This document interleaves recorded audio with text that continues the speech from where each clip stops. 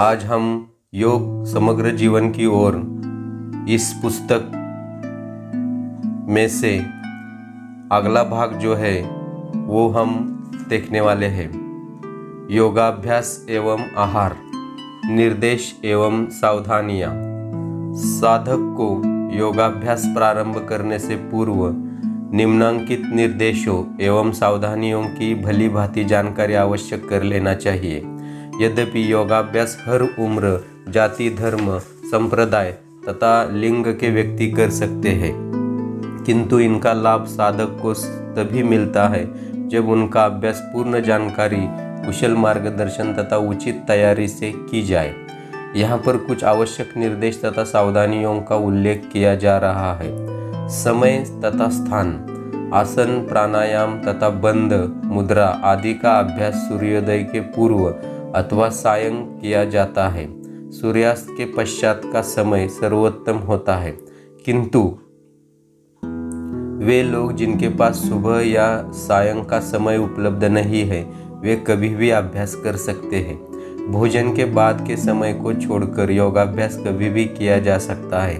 भोजन के 3.5 घंटे बाद ही अभ्यास करना चाहिए तथा आसन करने के आधा घंटा उपरांत ही कुछ खाना या पीना चाहिए।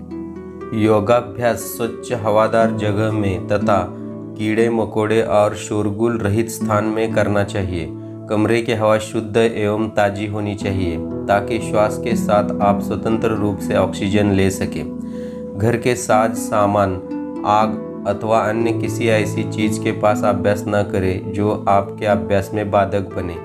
योगाभ्यास तय किए हुए कंबल पर करिए। आमाशय तथा आंतों को खाली रखना। आसन या प्राणायाम का अभ्यास करते समय पेट अवश्य ही खाली रहना चाहिए। साथ ही अभ्यास करने के पूर्व मूत्राशय एवं आंतों को खाली कर लेना चाहिए।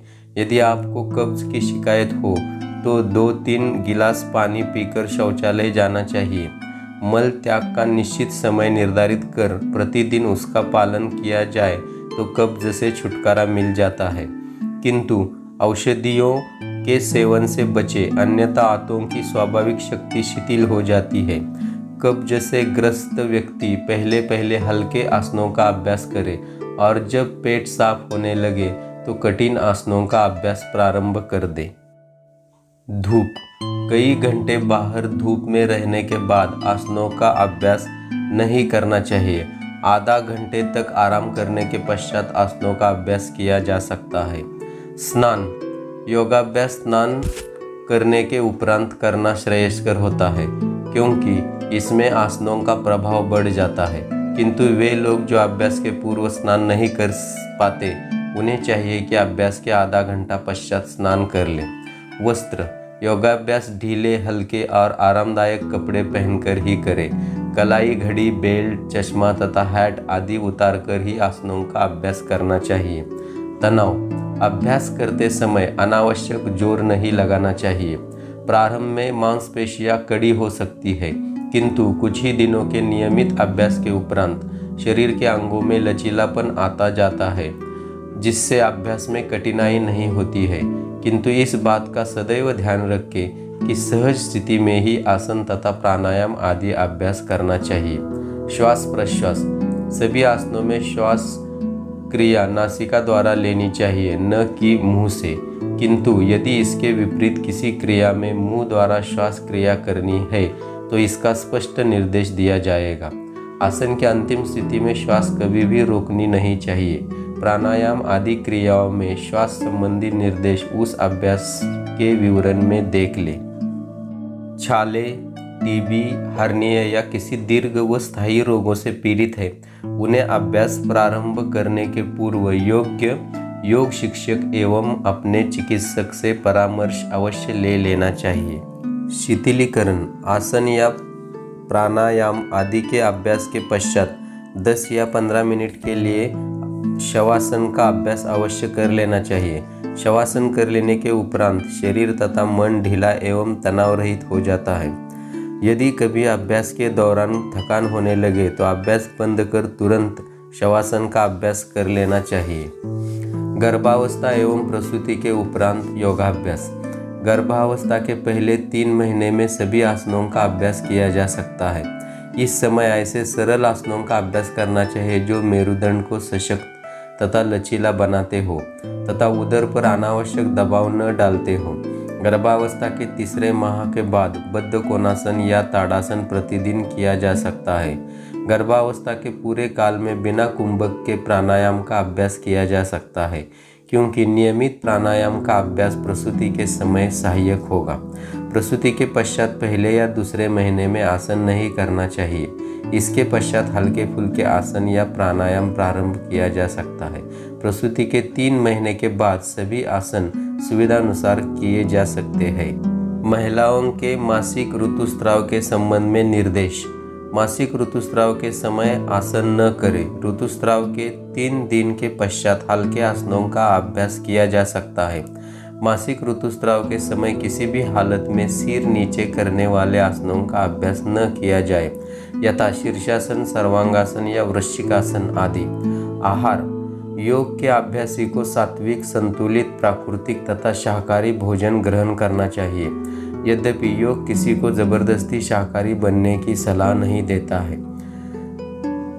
किंतु उच्च आध्यात्मिक प्रगति तथा स्वस्थ शरीर एवं स्वस्थ मन के लिए शाकाहारी भोजन की अपरिहार्यता योग्य ही नहीं, आधुनिक विज्ञान भी मानता है।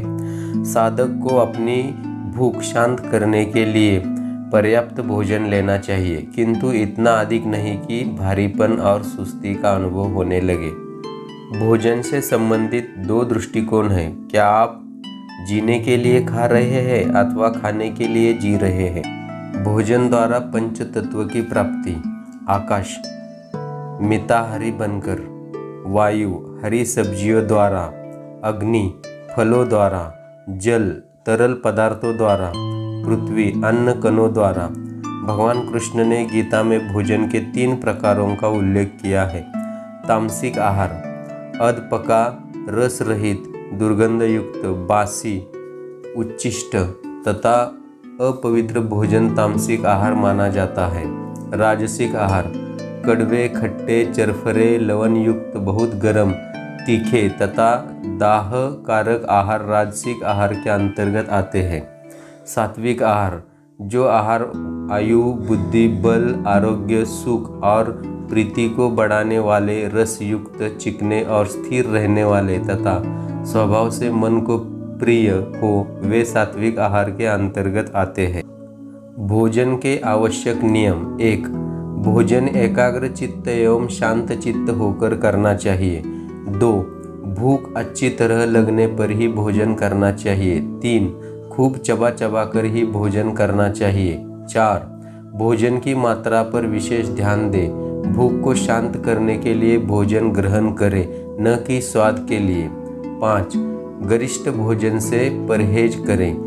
6.